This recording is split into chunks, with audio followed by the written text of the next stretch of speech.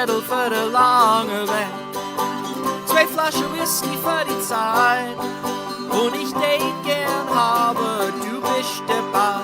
Maria geht fort mal weg, ist weit. Wann ich geh, ich werd dir fehlen, wann ich geh. Du sehst nicht, was ich mach, du sehst nicht, wie ich lach. Ich werd dir fehlen, du watsch sehen. Hab kriegt mein Zettel für den langen Weg. Du schönste, als mir finden kann. Es hat Maria und Dale ganz wunderbar. Hass ich dir den weißen Dank. Wann ich geh, ich werd dir fehlen, wann ich geh. Du sehst nicht, was ich mach, du sehst nicht, wie ich lach. Ich werd dir fehlen, du watch sehen.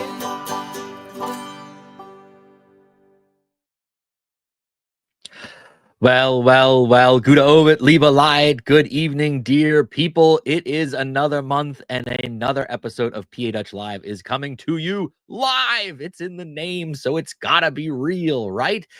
It is middle of August. Can you believe it, dear friends? For those of us in education, we're starting to get ready to think about going back to school. That means kids too. Maybe you're not so happy. Teachers like myself, we're mixed emotions, probably, I guess is the best way of saying it for me anyway. I was in my classroom today getting things ready, but I got a week yet until I officially have to report, but we're getting things ready. It's just that time of year, right? We have a great show for you tonight. If this is your first time joining us here on PA Dutch Live, whether you're joining us on the YouTube channel or over on our Facebook page, in the comment section, let us know where you are joining us from so that we can give you a shout out. I like to do that. And there's already people throwing some comments there. I'll get to them here in a minute. I got a great show lined up for you tonight. We have a special guest that's in the green room, just waiting, chomping at the bit to get out here and tell us about all this great information about a very interesting character in American history, and maybe one that some of you guys know a little bit about. Maybe you've never heard of this guy before. You're going to get an earful tonight all about Johannes Kelpius. We'll get to him in a couple minutes with our special guest. But first, as is always the case, we got some people throwing comments in the section there. So let me give some shout outs here. Derek Keller says, Wie bist du und schaff nicht zu hart von Windgap? How are you? Don't work too hard from Windgap. Well, Derek, ich bin gut. I'm doing good. I'm doing well. And I schaff nicht too hot. No worries. I'm not going to work too hard tonight. Dolly joins us every month from beautiful Fleetwood there in Berks County, my home county. And Seth Moak is joining us. Gouda Owit aus Durham, North Carolina. We got the South represented. Seth, thanks for joining us. I'm sure other people are going to be joining us here in a couple minutes. We got Bachfeuer. Ed aus Delaware is joining us. Thanks for joining us, Ed. Our good friend across the ocean staying up till after midnight. Norman says, Gute Maria aus Steinbach am Glan. Yeah, Norman just flew home from the United States, and I'll tell you a little bit more about that here in a minute or two. And he said, I texted him today, and I said, did you make it home okay? And he said, yep, been awake for 30 hours, but I got to stay awake until PA Dutch Live. So God bless you, Norman. God bless you. Diana is joining us from Beverly Hills. Hello from Beverly Hills. Holy moly. We got Hollywood represented here. And Kyla says, Gouda Doghouse, California. 2 Callies joining us tonight. Thanks for joining us. We got some good stuff here. Let me throw in our show here so that we got some things to talk about. Tonight, as I kind of already alluded to, and if you've been following on social media, you know that our special guest tonight is Dr. Timothy Grieve-Carlson. He'll be joining us here in a couple minutes to talk about the one and only Johannes Kelpius. We'll get to him here in a couple minutes. But a couple things for your for news and stuff coming up here. I got to give a quick shout out. Brigitte Weinsteiger says, hey, from Philly, Doug. Brigitte, it was so good seeing you last Friday at the Goshenhoppen Folk Festival. We'll talk a little about that here in a minute. You guys did a great job playing. Good to have you joining us as always. Our show this month is brought to us by the good people at Diefenbach's Kettle Chips there in beautiful Western Berks County. Have you had Diefenbach's? If you had, you know that they are premier potato chips. Some of the best. Some of the best. When lard is one of the ingredients listed on the bag, you know you're getting you're getting something good there. So go out and buy yourself a bag of Diefenbach potato chips and support that good family-run company. Andy says, hello, Fundapals. Andy, hey, thanks for staying up after midnight as well. They're in Germany to join us. Are you ready for the new school year? You're probably still on Christmas. Oh, yeah, on Christmas. Well, there's a Freudian stuff there. We're still on summer break. Andy, enjoy it while you can. And Erica also joins us. Hi from Quakertown. Hey, Erica, good seeing you on Friday as well at the Gosh and Hoppen Folk Festival. You guys did an awesome job, and can't wait to see you guys perform live again in the very near future. A couple things for your Pennsylvania Dutch calendars, everybody. We got our good friend Freddie Fritsch, who will be at the Kutztown Beneficial Association. That's the fancy word for the Kutztown Fire Company. He's down to his last summer get-together, PA Dutch night. That is tomorrow night, August 14th. If you're in the greater Kutztown area, you don't have to make a reservation or anything. Just show up 6:30 p.m. They sing songs. They play games in the dialect. They speak in the dialect. It doesn't matter what your level of Pennsylvania Dutch is, from very beginner to someone that's been speaking it their whole life. It's a fun time. And Fred also already told me that he's already scheduling events throughout the fall. And as soon as I get that schedule from him, I will share it with all of you. Our good friend and my distant cousin Carol says hello from rainy Burnville. Lard runs in our veins. Yeah, it does. Those Diefenbachs. Hey, Carol, you got to send some of that rain my way. It is so dry here where I am. My tomato plants are sad. They are very sad and droopy. We'll have to get some. I have to water them tonight after the show. It's really bad. Some other things for your Pennsylvania Dutch calendars. We got the Pennsylvania German Farm Festival at the historic Dreibelbis farm there in Virginville. That is 2 Saturdays from now on the 23rd of August. They've been posting a lot on social media about this. If you've never been to one of their events, they do 2 or 3 events a year. It is really worth your stop. You have to pay to park, but then once you've paid to park, then there's no other extra admission to get in. A lot of demonstrations. They do an ice harvesting festival in the winter. This is their summer / early fall festival. There's speakers, there's musicians. Seriously, give it a shot there in beautiful Virginville, Pennsylvania. Also into the month of September, on September 7th, on that Sunday, if you are of the Christian persuasion and you'd like to worship in a Pennsylvania Dutch themed worship, you can join me at St. Jacob's Stone Church in Glenville, Pennsylvania. That's in York County. The service starts at 10:30. The service will be a mix of Pennsylvania Dutch and English. The majority of the service will be in English. The hymns we're going to do bilingual, 1 or 2 verses in Dutch, 1 or 2 verses in English. And then following the service is really worth the trip. They have this massive lunch that is, I don't know how many pig stomachs they make, but it's got to be probably close to 20 or 25. Last year when I was there, on the dessert table, this is no joke, there were 13 shoofly pies. People, 13 shoofly pies. You got to be there for that. And I guarantee there'll probably be 13 shoofly pies again this year. So if you're in that greater York County area and you want to make the trip on Sunday, September 7th, 10:30 a.m. for church, it'll be a really nice day. One other thing for your calendars, and that is also in the month of September, our good friends at the Pennsylvania German Cultural Heritage Center at Kutztown University will be having their annual Heimat Fest, and that is on the 27th of September. That's a Saturday from 11 to 4. Free admission, free parking. There'll be live entertainment. There will be craftsmen showing their craftsware. There will be educational opportunities as well, and good food, of course. If you've never been to one of the events at the Cultural Heritage Center there in Kutztown University, I highly recommend it. They do 3 events a year. This one, Heimat Fest, which is their fall festival or homecoming festival. They do a Christmas on the farm, and then they also do an Easter on the farm in the spring. So I always announce their stuff. Put this on your calendar if you're in the greater Berks County area and you'd like to travel there. It is a really, really great event. And if you are someone that has always wanted to learn Pennsylvania Dutch, but you don't have the opportunity to, our good friends at the Berks History Center there in Reading will be starting up their fall semester of PA Dutch classes. These are in person and on Zoom. So no matter where you live, we have people joining us tonight from California. You live in California and you want to learn Pennsylvania Dutch, you can do it. I know all of the people that are teaching these classes. They do a beginner, intermediate, and advanced. These are good people. They're good educators. It'll be a positive experience for you, no matter where your level of Pennsylvania Dutch skills are. If it's something you've always wanted to do, here is your opportunity. Visit the Berks History Center's website to learn more and also to register for the courses. There is a cost involved. I don't remember the exact cost off the top of my head. And then I think it's an 8-week course. It's not expensive given the opportunity that you're going to have and the experience that you're going to have. Real quick, we got people that have thrown some comments here I want to get shout outs to. Lenora joins us every month. Good evening from Florida. Good to have you, Lenora. I bet it's hotter down there than it is here in Pennsylvania. Adam Weaver says from Lancaster County, Hinkelstedtel. Ich bin verhuddled. Oh, no, that's not good. If I talk Dutch, they say too much English. If I talk English, they call me a Dutchie. That's a good problem to have, Adam, I think. Deanna says, who said 13 was unlucky? LOL, you got it. Warren Deeds joining us from Sharpsburg, Georgia.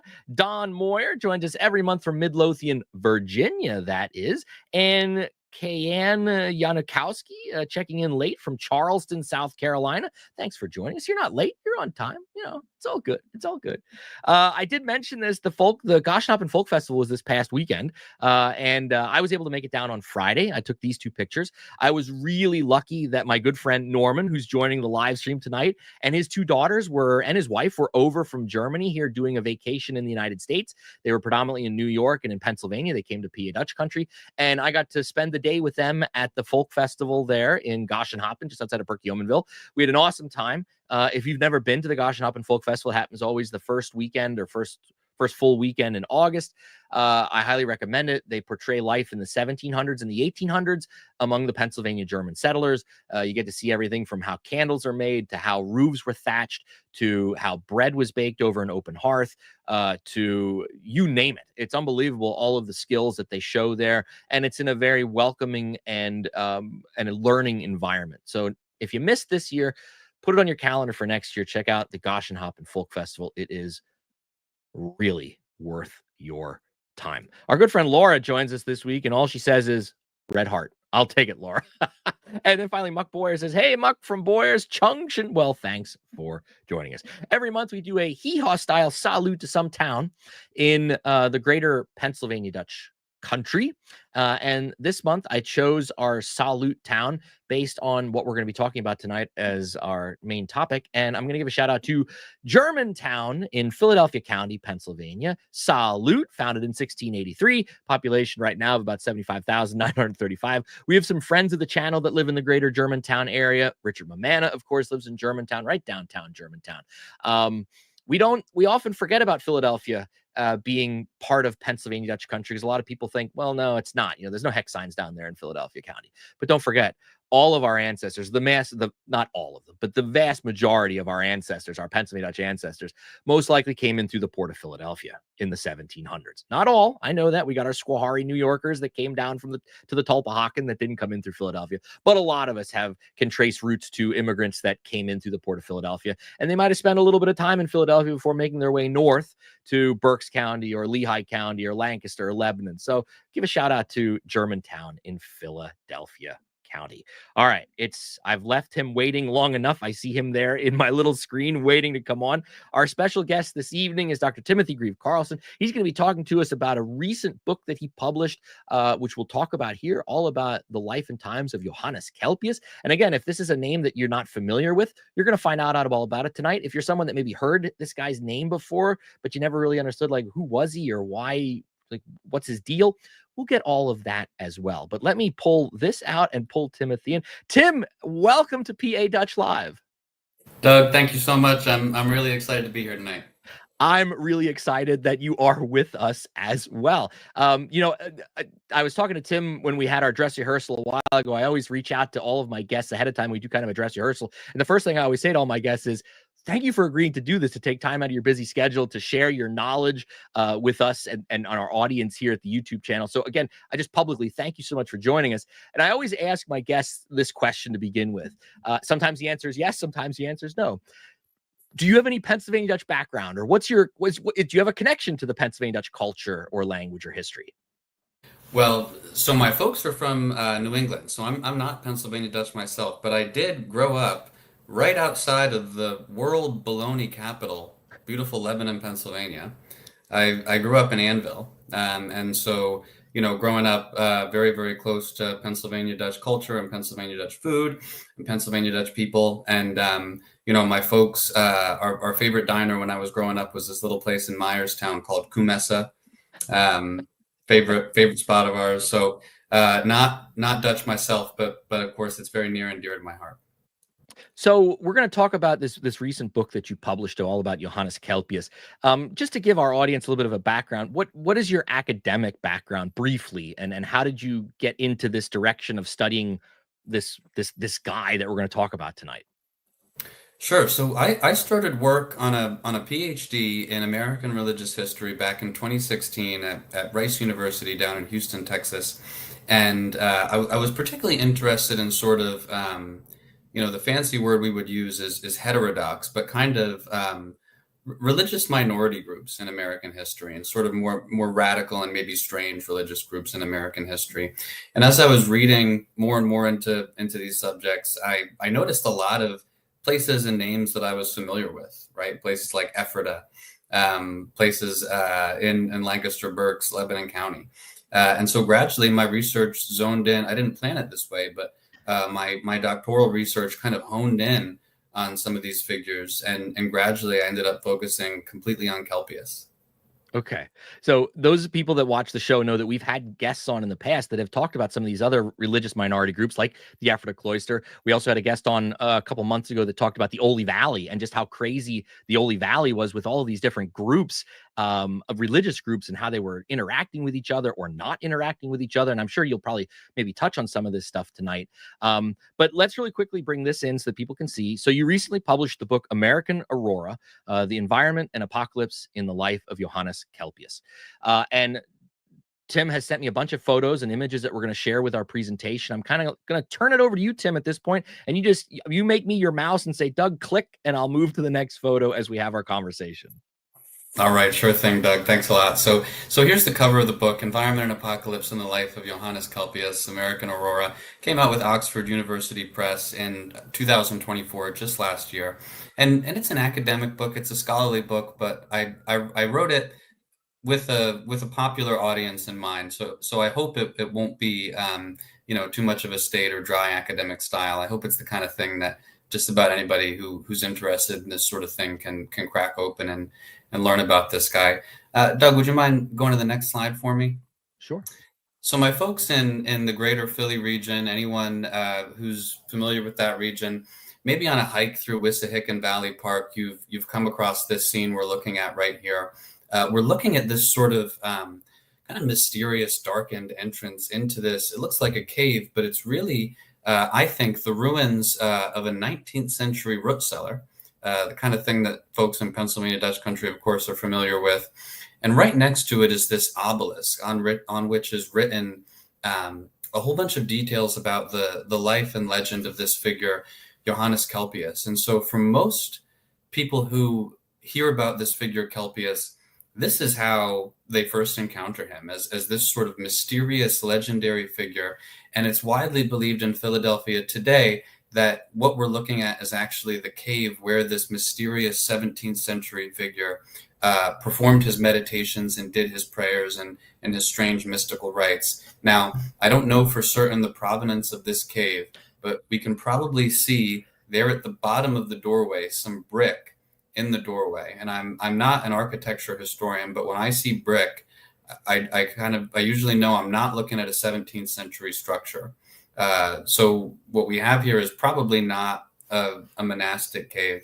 It's probably a root cellar, but nonetheless, this sort of legend around this figure, Johannes Kelpius, has really exploded and really taken on a life of its own, as we're going to talk about tonight. The first place that I read about Kelpius, actually, before I had any interest in any of this stuff, was the book some of us might be familiar with, Weird Pennsylvania, this big hardcover book with a lot of sort of fun local color and legends from around the state. And of course, Kelpius and his community appear in that book. But behind all of these legends, behind all of this folklore and sort of, hearsay, there was a real individual who really did exist named Johannes Kelpius. Doug, if you could hit the next slide for me. This was a portrait of Kelpius that was done by his friend, Christopher Witt, in 1705. And I think the real Kelpius portrayed in this portrait, the real historical figure Kelpius, is actually much more interesting than many of the legends about him that we've heard, many of the stories, fictional stories that we may have heard about him. Doug, you mentioned just a moment ago, all of the ancestors of the people who became the Pennsylvania Dutch came through that port of Philadelphia. And one of the main reasons that the first wave of German immigration into Pennsylvania happened was because of a book published by a gentleman named Daniel Faulkner at the end of the very beginning of the 18th century, called Report on Pennsylvania for the Curious. This was a book written in German for Germans who were thinking about emigrating to the Americas, to the British colony of Pennsylvania. And Faulkner and Kelpius traveled together. They lived together. Faulkner was actually a member of Kelpius's religious community. And so Kelpius, in many ways, and his close colleagues are responsible for some of that first wave of religious migration into Pennsylvania and in German-speaking communities. And of course, they did so not because it was fun or because it was easy, but because often, especially at that period in history, these were members of religious minority groups who were kind of suppressed in different ways in Europe. Sometimes I tell my students this and groups I'm speaking to, in the 17th century, Pennsylvania was one of a very small number of places in the world where the state did not reserve the right to execute you for believing something strange. And it sounds kind of crazy when you put it that way, but it's true, right? It sounds crazy to us because religious freedom, thank goodness, this is something we've all come to take for granted. But in the 17th century, this really wasn't the case. And especially in a religiously plural place like Central Europe, there were lots of different minority groups who were in subject to various levels of religious persecution, imprisonment, and even execution in some cases. And Kelpius, these were the circumstances under which Kelpius actually decided to flee Europe for Pennsylvania. So just a little bit about Kelpius. He was ethnically German, but he was born and raised in Transylvania, in what is now Romania. He was part of a German ethnic minority there called the Transylvanian Saxons. He moved to Germany for college, where he pursued a PhD in theology. He receives his PhD in Tübingen and then the University of Altdorf, where he first became involved with a group of radical Lutheran Protestants called the Pietists. At this early stage of Pietist religious history, the Pietists were a really radical Christian group who were very fiercely critical of Orthodox Lutheranism. One of the people that Kelpius actually traveled with was another Pietist author named Johann Jakob Zimmermann, who in a pamphlet that he published in the 1680s actually accused the Lutheran Church of being a manifestation of the Antichrist on earth. You're really not supposed to do that in the 1680s in Germany. Of course, everyone got in a lot of trouble. And so this was just one example of the many kinds of radical religious groups of the period. Kelpius, after graduating with his PhD, he could have gone on to be a professor. He could have gone on to become a pastor, but he decides to sort of associate with these really radical religious figures in Germany, with whom he eventually makes this enormously consequential decision to travel to Pennsylvania at a time when German immigration, in particular to Pennsylvania, was still very, very small. So this is in 1694 when they actually make this decision to emigrate to Pennsylvania. Kelpius lives in Pennsylvania from 1694 until he dies in 1707.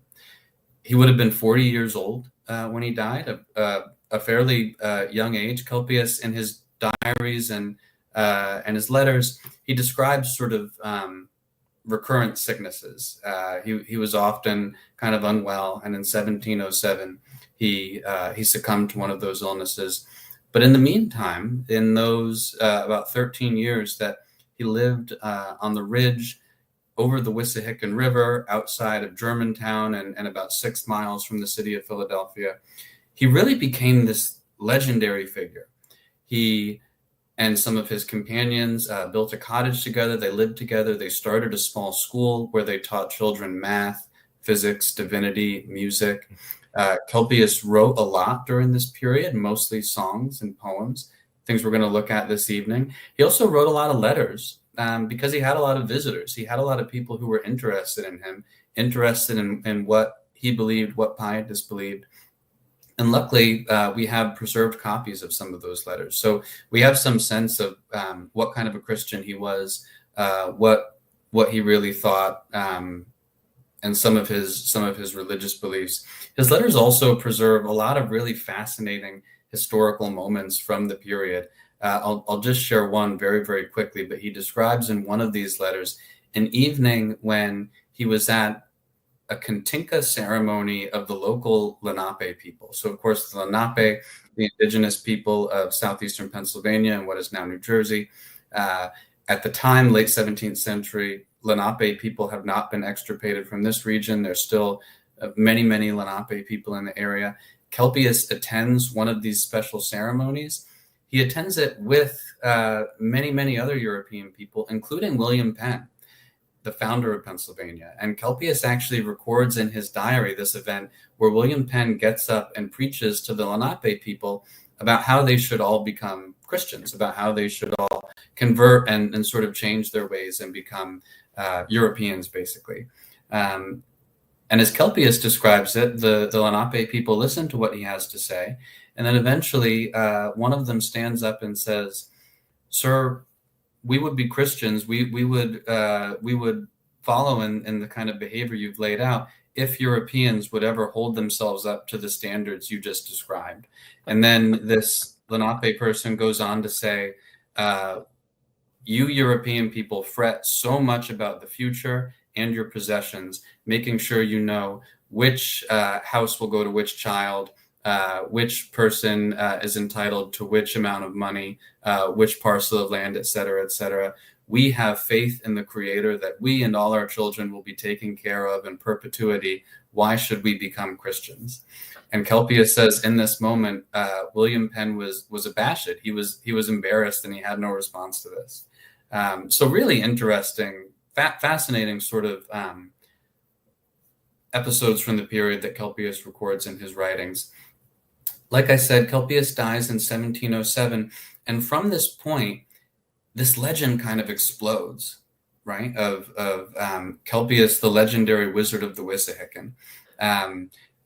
Immediately after, just a few decades after Kelpius dies, legends begin to circulate that he possessed the Philosopher's Stone, that he possessed this fabled alchemical substance that could not only turn lead into gold, but could actually perfect the human soul, right?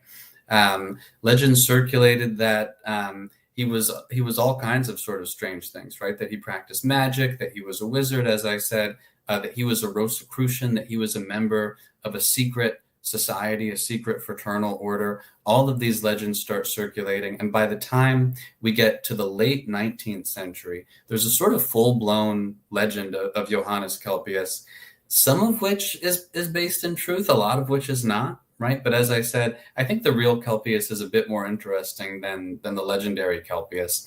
Doug, if you could hit that slide for me. Thank you so much. So just a little bit of background on why I think Kelpius is so fascinating and why the sort of facts of his life are maybe more interesting than some of these legends. We're looking at a painting of the Great Comet of 1680. This was a enormous, beautiful comet that was seen all over the Northern Hemisphere, but in particular in Europe. It was seen very, very clearly and taken really, really seriously by the people of Europe as a sign from God that something was going to happen. Kelpius lived during a period that climate historians today call the Little Ice Age. This was a period in the 17th century of really severe global cooling in the Northern Hemisphere. During this period, the period that Kelpius lived through, global temperatures in the Northern Hemisphere declined by, on average, about 2 degrees Celsius annually. This doesn't seem like a big number, right? 2 degrees Celsius. The goal for it actually is an enormous number. If anyone remembers this, back when we had such things, the goal of the Paris Climate Accord was to limit global heating to no more than 4 degrees Celsius, right? Recognizing that any more than 4 degrees would probably represent an irretrievable disaster for human civilization. At the end of the 17th century, things got 2 degrees colder on average, a really sort of significant climate shift that really shaped Kelpius's and many other Christians' religious outlook. as these sort of environmental phenomena were happening, people like Kelpius were learning to sort of try to pay attention to environmental signs around them as a way to read what they called the book of nature. In this sort of Christian understanding, God was actually the author of two books, one of which, of course, was the Holy Bible, for Protestants especially, an essential source of knowledge. The other one was the book that God wrote at the time of creation, the world itself, the created world. And this was another book that for Christians like Kelpius, anyone could learn how to read and could sort of learn to communicate with God just through careful attention to environmental signs and kind of the cultivation of this environmental knowledge. This is really essential background for understanding the kind of Christian that Kelpius was, and also in part why he seems so weird to many of the people who will look back on him in history, right? And will look on some of his practices, some of his astrological practices, some of his alchemical practices, and his particular emphasis on wilderness as kind of a metaphor for Christian spiritual development. People will look back on this and find it very, very strange. But in his context as a radical Christian living through the environmental phenomena of the Little Ice Age, it makes a little bit more sense. Doug, if you could hit that next slide for me. Thank you. So this is the Horner Library of the German Society of Pennsylvania. This is in Philadelphia. I include this photo just because, first of all, it's a gorgeous library. If anyone is in the greater Philadelphia region, I highly recommend you check out the German Society, both the library and the events. This is just like a really singular and beautiful cultural institution. A lot of people don't know this, but many of the books in this library are, if not one of a kind, very, very rare, because of course, this is one of the only very, very old German libraries that was not subject to a series of bombing campaigns in the 20th century. So this library is a really precious cultural resource. And this is where I did a lot of my research for this book. So in this image, you can see my little computer. And actually, I have an old copy of a book by an author named Johann Arndt called True Christianity, open to that page there. And I was sort of tediously translating as I went through it. But this is what much of the actual writing process looked like, translating, making notes, and working with these really precious old German texts that we're lucky to have access to in Philadelphia. Doug, if you could hit that next slide for me. Thank you so much. So what we're looking at right here, this is a copy of Johannes Kelpius's letter book. And you probably can't read the text so clearly. It's actually in Latin, and it says copies of letters sent from the wilderness of Pennsylvania, Johannes Kelpius of Transylvania. And then below it, it has a series of numbers. It says 1694-1703-4-5-6-7. And when I look at these numbers, I think that in this handwritten collection of letters, these numbers actually tell us really something very significant. They tell us that Kelpius knew at this point in his life that he was living on borrowed time. So when he wrote 1694 to 1703, I think that his condition was worsening. He was getting more sick. And when he wrote 1703, it was because he didn't expect to send a letter in 1704. And then when he wrote -4, it was because he may not have expected to send a letter in 1705 and so on. And so even in this this is part of what makes working with primary sources really, really fascinating and sometimes moving. You can see these sort of human touches that occur when someone is writing by hand and maintaining a piece of writing like this over a long period of time. Doug, if you could hit that next slide for me. Thank you. So this is actually what we see inside Kelpius's letter book. This particular one we're looking at, we can see, if anyone's able to, maybe you can squint and read that underlined text right in the middle of the page. This is one of Kelpius's only letters that he wrote in English. Kelpius started to learn English, I think, when he moved to Pennsylvania. He would have been fluent in German, of course. He would have been very, very capable in Latin, and he would have had to pick up some English once he made it to a British colony. This particular letter, this one was written in 1706, and this one is entitled The Threefold Wilderness State. This letter is the subject of a whole chapter of the book I wrote, because it's in this letter where Kelpius sort of gives us his mature theology, his sort of like final sense of himself as a Christian, and his sense of the meaning and sort of purpose of Christian life. And he calls this the threefold wilderness state. And in this letter, like I said, I wrote a lot about it, and I don't want to spend too much. I don't want to let myself kind of go off on a tangent here. But for Kelpius, wilderness is this really central sort of place, but also kind of metaphor in the Bible. And when Kelpius sort of goes through the biblical text, and of course he's trained as a theologian, he knows what he's doing, he sees something really similar in the lives of the great figures from the Bible: Moses, Elijah, John the Baptist, of course Jesus, but even figures like Paul and later figures. He says that each of these figures starts out kind of overzealous, kind of not really knowing exactly what they're doing, and then they spend a prolonged period in the wilderness, after which they return suddenly spiritually mature, confident, and sort of much more aware of themselves and what they're doing. And from this sort of observation, Kelpius develops this kind of mystical technique of wilderness meditation as a sort of central praxis of Christian life, right? And as a kind of meditative technique for the development of the Christian soul. The reason that the book is subtitled Environment and Apocalypse in the Life of Johannes Kelpius is because it's so important for understanding who Kelpius was as a Christian, right? The importance of wilderness in the biblical text, but also his own experience living through what we now recognize as the Little Ice Age. And we can see clearly the way this influenced his Christianity, his Christian life. Doug, if you could hit that slide for me. I have a real quick question I was thinking about. So Yeah, as he's doing this, this work that he's doing there on the Wissahickon, and maybe you can't answer this or we don't have evidence of it.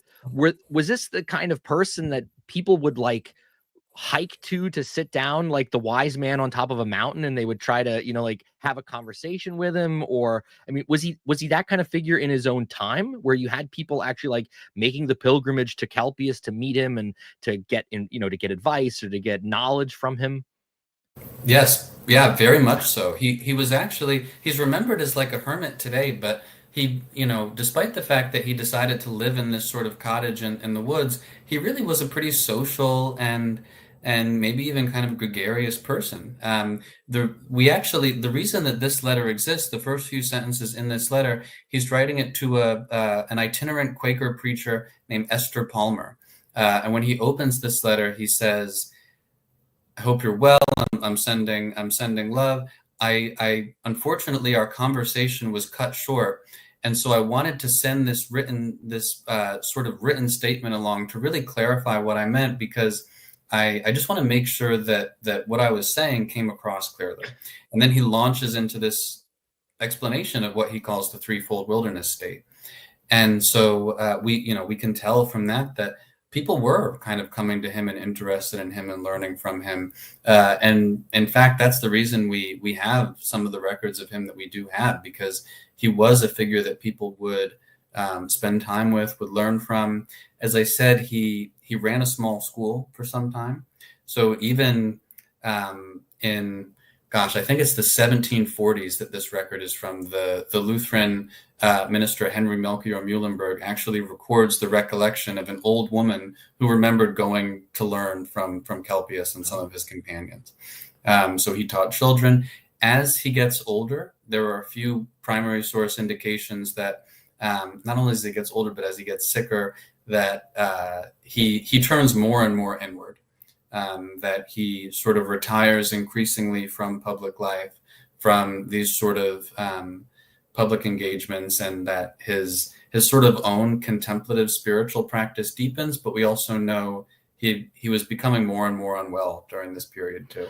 But before he got sick, or before things took a downturn, was he the kind of person that was evangelical, that he was out like preaching out loud to the people, or was it more like people would come to him? This is a great question. So this was a time and place where everybody was preaching out loud, right? And when they actually arrive in Philadelphia, they're in the middle of what historians call the Keithian Schism, this huge conflict in Quakerdom in Philadelphia at the time that really ends up kind of reshaping what Quakerism means, not only in the United States but globally.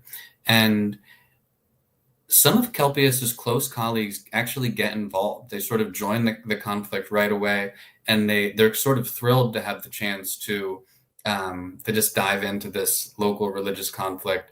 One of Kelpius's close colleagues actually does describe Philadelphia as a fertile mission field in a letter that he sends back to Germany. That's the only evidence we have that these guys ever tried to proselytize in any way. They were and in the secondary sources, there's a lot of stuff written about them that is just not substantiated. In some of the secondary sources, it's said that they did travel to Pennsylvania with the intent of missionizing to not only local Christians, but also Native Americans. There's no evidence at all that they actually ended up trying to do this. And indeed, as some of Kelpius's later writings show, he's actually kind of suspicious of some of the Quaker attempts to missionize the Lenape people. At least he sort of when he records that event with William Penn, he seems to be kind of siding with the Lenape and sort of saying, "Hey, they make a good point." Right? Yeah, right. Tim, we have a comment from a viewer. Bachfeuer says, "Did Kelpius go against the convention of regarding the natural creation as fallen or profane? How does his mature thought relate to pietism?" This is a great question. So Kelpius certainly would have thought of creation as fallen or profane, simply because he, as a theologian, as a biblical scholar, he's actually quite conservative. Even among some of his like really radical colleagues, and he was radical too. But Kelpius never wavers from a thoroughly biblical theology, even as he becomes much more radical as his life goes on. So Kelpius did consider creation as sort of fallen and profane, but he also reads the rest of the biblical text, in which the events of creation are sort of God's main way of speaking directly to human beings. Rainbows, floods, right? Whirlwinds. These are the media through which God communicates directly with ordinary human beings in the Hebrew Bible and in the New Testament, right?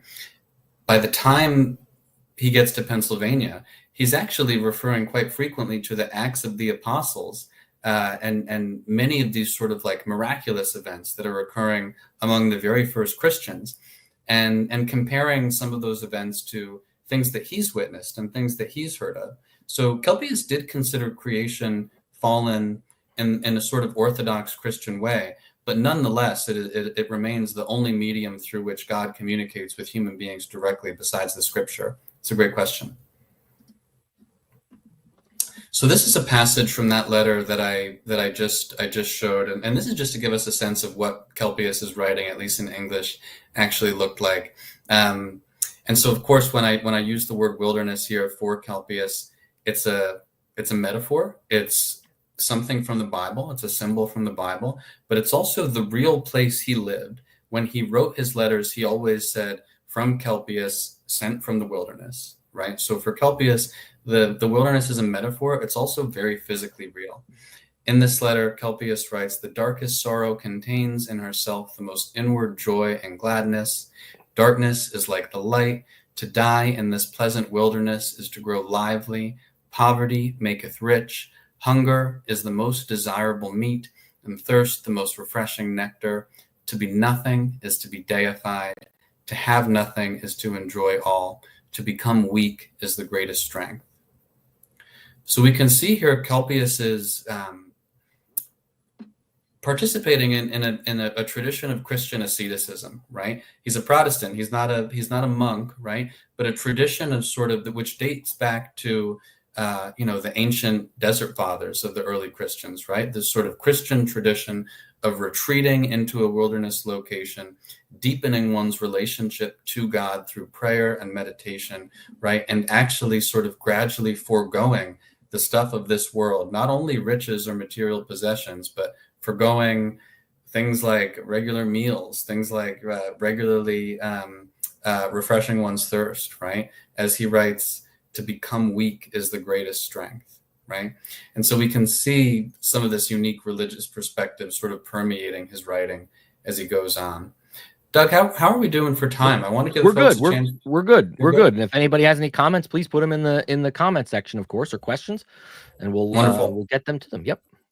So this is another original piece of Kelpius's writing. This one's also at the Historical Society of Pennsylvania in Philadelphia. I mentioned that a lot of the writing Kelpius did in Pennsylvania was poetry. Kelpius wrote his own original poetry in Pennsylvania. He set it to music. This is one of the really interesting little weird details of his life. He set it to original music, which, so far as we know, makes his compositions the earliest original compositions by a European in the Americas that we know of. So very, very early American musician. This cycle of poems is titled The Lamenting Voice of the Hidden Love. As we can see, it's got a much longer title than that. And this primary source is really, really interesting because Kelpius wrote it in two languages. The left side of the page is all written in German, and the page on the right, of course, is written in English.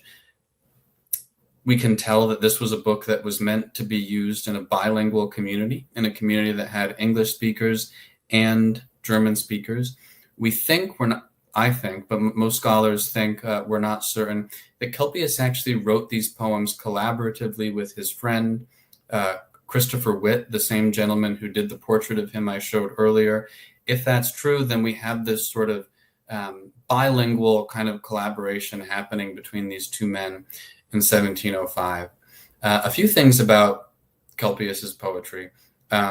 Very, very beautiful. It reflects some of his own kind of like ascetic Christian beliefs, Christian metaphor and Christian teachings. It also, if anyone is familiar with the tradition of sort of Christian monastic poetry, especially in the medieval period, you might know that a lot of this stuff is actually pretty erotic by modern standards. A lot of like medieval Christian stuff is at times metaphorical, at times really explicit about the erotic nature of like the soul's yearning for God. Kelpius's Christian poetry is also really erotic. Kelpius was, at least so far as we know, completely celibate. He lived in a cottage with some of his other co-religionists, as so far as we know, they were all celibate. But this sort of erotic and romantic dimension of Christian life and experience is really present in his poetry. Doug, if you could hit that slide for me. This is a few verses from one of Kelpius's poems. This one is titled Of the Wilderness, the Hidden Virgin Cross Love. Kelpius writes, the hidden Jesus love is like a deep wound, your inner bleeding only felt in the heart. Nothing heals her, nothing makes her pain sweeter until the heart of her loved one erupts. Wound me more and more by the force of your love, that I would only notice this strength and its effect on me to kill my strengths, until I cross the Red Sea to penetrate you, so wound me more and more.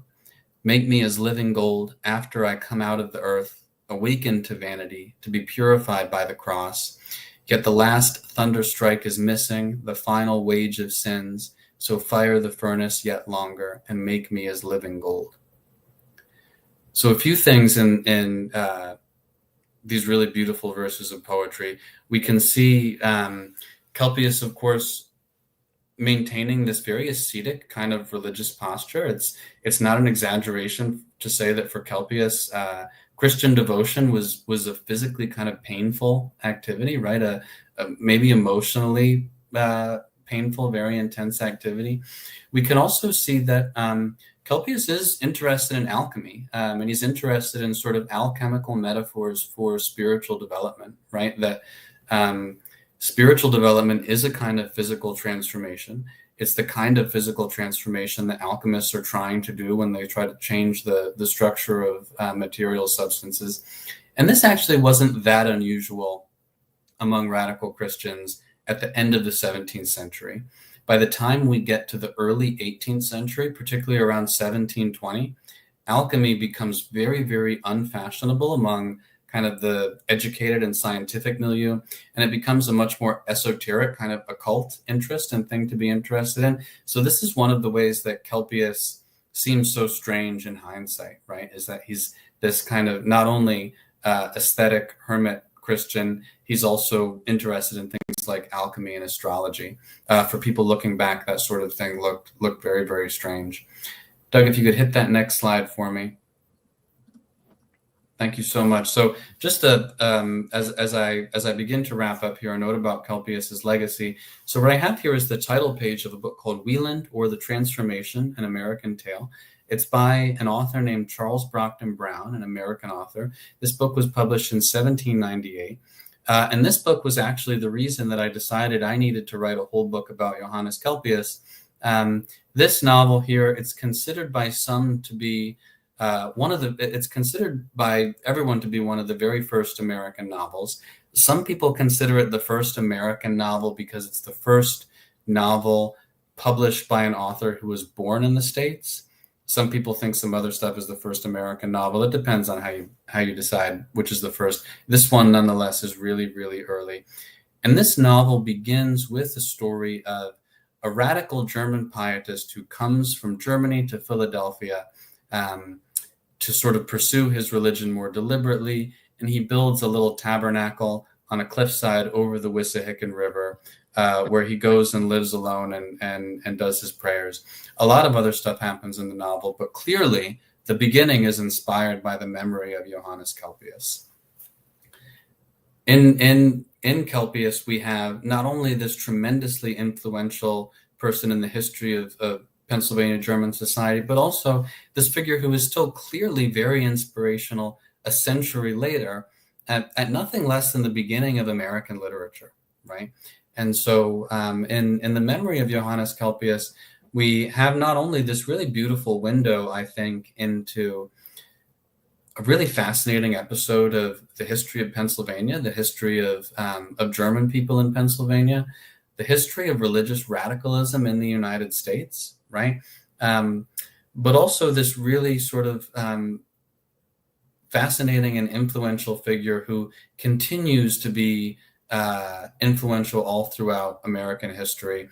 We mentioned the Ephrata cloister a moment ago. Of course, Conrad Beissel, the gentleman who founds the cloister, travels to Pennsylvania at first because he wants to apprentice himself to Kelpius. Kelpius wasn't alive when he arrived, so this never happens. But nonetheless, Ephrata is really this sort of attempt to take what Kelpius was doing and expand it.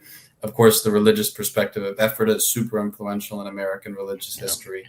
So in Kelpius, we have this really richly influential and fascinating figure who, as I said, many of the legends told about him, while they're really fun and interesting, I think the history of this man is actually more interesting and maybe even a little bit stranger than some of the fiction. And I just think he's a very significant and fascinating figure from the history of Pennsylvania. Absolutely. I have two final questions I thought of here towards the end. So you mentioned, Sure. I was going to ask about Ephrata, so that you cleared that up, that there was influence there. Beissel never got to meet him personally, but when he dies, when Kelpius dies, does his community die out since their quote unquote leader is gone? So that was question number one. And question number two, do we know where he's buried? What happened after he died? Is he buried somewhere, or has he been lost to time? Yeah, that's a great question. So his community was never huge. The group of people who lived with him, now there are some legends that they built this enormous facility on the Wissahickon Cliff. In the primary sources, the place they lived is only ever referred to as a cottage. I don't think that Kelpius's group, the people who lived with him, ever really got much higher than like double digits. I don't think there were that many people living there. We do know that after he died, many of them left. Many of them went into Germantown, not too far, of course. But even much later in 1760, we have letters from people who went and visited one of the people who lived with Kelpius, a Swiss Protestant named Conrad Mathai, who was still living there on the ridge decades and decades later. So there was still monks on the Wissahickon much later. But whether we could say that that's the same, the Kelpius community is sort of up for debate. So the community did disband a little bit. The second question, do we know where he's buried? The short answer is no. There is a legend that he's buried under the altar of a Lutheran church in Germantown. The name escapes me right now at the moment. This is a legend. We don't know for sure.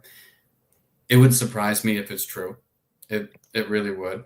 I did have someone ask me this at a talk I gave a couple months ago, and they actually said, I actually know where he's buried. And I said, really, where? And they said, and they told me, and I said, how do you know that? And they said they learned it in a dream. So I, take that for what it's worth. But people are still interested in where Kelpius is actually buried. I think that he was probably taken down. If I had to bet money, I would say he, when he really, really got sick, he went down to Germantown with some friends that he visited sometimes when he was not feeling well. We know this because in a few letters he says, I wrote this from so-and-so where I was very unwell. And I think that probably when he finally died, he would have been buried in a small communal plot in Germantown. That's my best guess. Yeah. It's crazy. I like under the altar one. That's a good story. Yeah. Some random Lutheran church. Well, Timothy, what a fascinating topic. Like I've mentioned, and people that watch the show and are fans of the channel, we think about Pennsylvania Dutch as this group of people that we have this really long story, and we get the fact that the majority of us came because we were Protestant, but we've lost so much touch with some of the reasons why some of our original ancestors maybe came in the first place. And I was glad that you could, talk a little about Kelpius and how he did affect people making that final decision across the ocean. Hey, do I get on a boat and go or not? Do I stay? And it could have been as simple as reading one of his writings. Maybe he describes how beautiful the area is, and that could have been just the thing that made somebody say, you know what, I'm going. Or it could have been the fact of, I can practice my religion and not get burned. So it's, we like you said, how he then affected other people that would be major players in the Pennsylvania Dutch history and community, and predominantly Ephrata as well. Of course, you can't not talk about that. So I think it's fascinating. There's a little, going into our conversation tonight, I knew who this guy was. I had heard a lot of the myths, but I didn't really know, what's myth, what's fact, what's fiction. So thank you for the tireless research that you probably had to do and all that translating and writing, and learning his handwriting and all that, all those things that we don't think about, but getting into the mind and of this guy. And I guess I'll close with this kind of philosophical question for you. After having dove so deeply into this man's life, how did it change you? Oh, yeah, great question.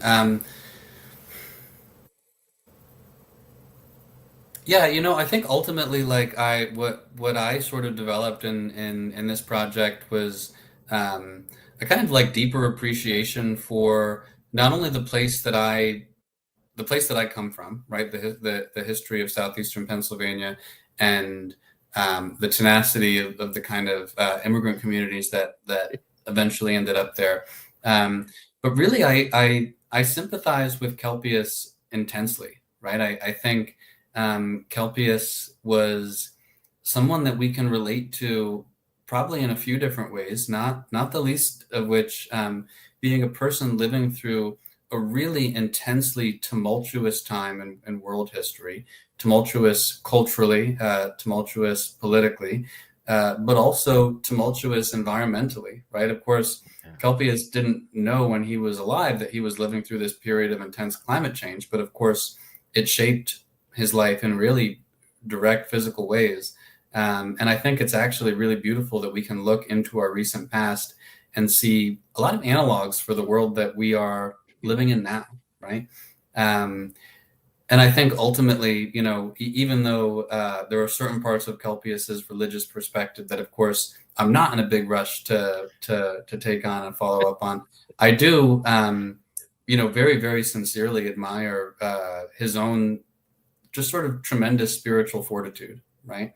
And his capacity to sort of draw wisdom and inspiration and spiritual solace from the world around him. I think that's really beautiful and special. Yeah. Absolutely. Absolutely. Tim, thank you so much. I'll put a link to your book in the show notes for anybody that wants to get their own copy, of course. I appreciate you coming on the show and sharing this wealth of knowledge that you have about this very special person that we've talked about tonight. Laura, real quick, said, I would imagine a dinner conversation between Beisel, Kelpius, and Maria Jung, better known as Mountain Mary, would have been interesting. That probably would have been. Definitely. Those of us in Pennsylvania country know Mountain Mary quite well. Brigitte says, this was fascinating. I'm now feeling inspired to hike out to Kelpius's cave. There you go. Brigitte doesn't live too far from there. Perfect. Maybe nice. You can hide in there for a little bit, Brigitte, and take in the wilderness.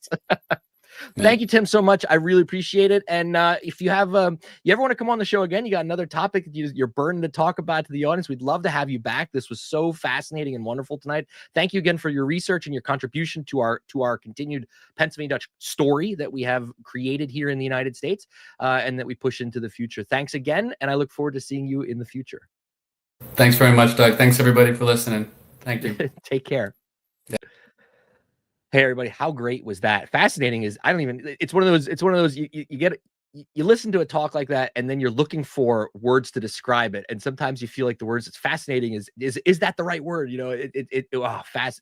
I'm going to stick with it. It was a great conversation. What a fantastic topic. And if you would like to get your own copy to read more about Dr. Grieve-Carlson's work, again, it's American Aurora, or The Environment and Apocalypse in the Life of Johannes Kelpius, American Aurora. I'll put a link in the show notes down below, but I think you can get it on Amazon and probably other major booksellers, of course. We're running long, but I was inspired tonight. I could not cut that off. My goodness, how great was that? But we do want to give you some Pennsylvania Dutch for the month. I have a poem that I want to share with you from my favorite poet of all time, John Birmelin, the Pennsylvania Dutch great. And it is the summer. And this is his poem, Du muss ewwe schwetze. We must always be sweating. And maybe some of you feel that hits home, right? This summer has been hot. I'm going to pull myself out so that you have takes up more of the screen. I have the Pennsylvania Dutch on the left, the English on the right. You can follow along in whichever language you want, but I'm going to read the Pennsylvania Dutch. All right, here we go. Du muss ewwe schwetze. Ja, wel, sis wieder aardig hees. Du muss ewwe schwetze. Deel gene ihr arbeit nog. Deel schwitze auch beim Sitze. En deel sind in der County Jail und hocke dort im Kiele. Die Worte lieber schwitze Haus und data besser viele. Die Karich soll noch heiser sei, en ganze Stunde von Brettig. Do schloft der Mannicher ruhig ei, beim Schwitze noch, do wettig. Jawel, sis heiß für reich und arm, für Gesunde und für Kranke. Und wer noch bissel schwitze kann, das soll jo Gott drum danke. John. You can't beat Birmelin. He is the best. He is the absolute best. Dear friends, we've made it to the end of another month. I'm going to skip the song for this month since we are running a little long. I'll push it to next month. But a couple things here to close out the show. As always, you know, I've been saying it all the time, but maybe you're new to the show. If you'd like to get some PA Dutch merch, check out our shop, zazzle.com/PA Dutch 101. We have tons of clothing, magnets, stickers. You can get a magnet for the back of your car that says, I break for hex signs. We got a lot of other stuff cool that's on there, of course. You can get your own Pennsylvania Dutch coffee mug, a PA Dutch Madel shirt, Pennsylvania Dutch girl. We got little kid stuff like a Schnickel Fritz onesie or my Schlabbertuch bib for a baby. There's tons of really cool stuff. Check out our website, zazzle.com/PA Dutch 101. And what else we got coming up here? Oh, if you like what we do here and you'd like to financially support the channel, you can buy me a coffee at buymeacoffee.com/Doug Mainford. You can become a monthly patron on Patreon, patreon.com/PA Dutch 101. I'd like to give a big shout out to those who have recently financially supported us. Gross Dank für die Unterstützung. Gary and Deanna Weaver, Glenn Ritter, Nathan Seeger, Seth Moak, Devin Miller, Norman Jung, Grunsalaj Nomatsea, Norman Berger, David Hunsinger, Dolly Moyer, Gary Johansson, Gail Spilsbury, Derek Deeds, and Tim Deadman. Mark your calendars, dear friend. We're going to be back in a little bit more than 1 month. September 17th. It's a Wednesday night, 2025 at 6 p.m. We are going to have another somewhat religious conversation. Maybe some of you, like me, have in your family trees Huguenots. Maybe you've heard that term, but you don't know what it means. There was a big part of the early Pennsylvania Dutch immigration that were Huguenots. Well, next month, we're going to learn all about that group because maybe you're a descendant of that group. I am, and I know a lot of you out there are too. We're going to have Brother Lersch on to talk all about the history of the Huguenots, predominantly why they came to Pennsylvania, who they were, and how they fit in the story that is the Pennsylvania Dutch puzzle, story, whatever you want to call it, our quilt of history here in Pennsylvania Dutch country. So mark your calendar, September 17th. It's going to be a great show. We got the whole fall planned out. I got guests already for all the way through January. There's going to be a great fall coming up. September, we're going to talk about the Huguenots. In October, we're going to be talking about Pennsylvania barns. I also have, who else do I have coming up? I can't think of it right now. We're also going to have Michael Werner from Germany talking about the legacy that is ewwe Drive. I got historic Schaefferstown coming up at some point this fall too. So we're going to have some great PA Dutch lives here to finish out 2025 and even into 2026. If you know somebody that you think would make a great guest, maybe that's you for an upcoming episode, just reach out to me, info@padutch101.com. There's a lot of really great things happening in our community right now. We have festivals coming up. We have the fall, which is right around the corner, which has a lot of other cool things. We have Pennsylvania Dutch classes being offered. There's live entertainment. There's more and more people that are really starting to contribute and tell our story. You are part of that too by joining us every month or following along on the YouTube channel or on our social media feeds, whether it's on Instagram or Facebook or Twitter. Thank you for journeying with me and continuing to learn about our story, but also what's most importantly, to go out and continue to tell our story and to add to it because we are all adding to it. Kelpius added to the story that was his era. We are adding to the story that is our era. And we have an important story to add to, and we have an important part to play. Keep up that great work. I thank you so much for giving up your time to spend with me 1 hour a month here on the channel. And we'll keep bringing that Pennsylvania Dutch content to you. And I hope that you enjoy what we're doing. And if you don't, email me and let me know. I take criticism really well. That's fine. It makes me a better person sometimes.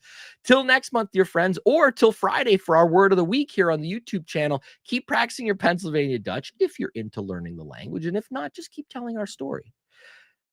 Take care, dear friends, and Max gut. Max gut zu dir, Max gut zu dir, Max gut zu dir für now. Unsere Zeit ist all und so es ist Max gut für now.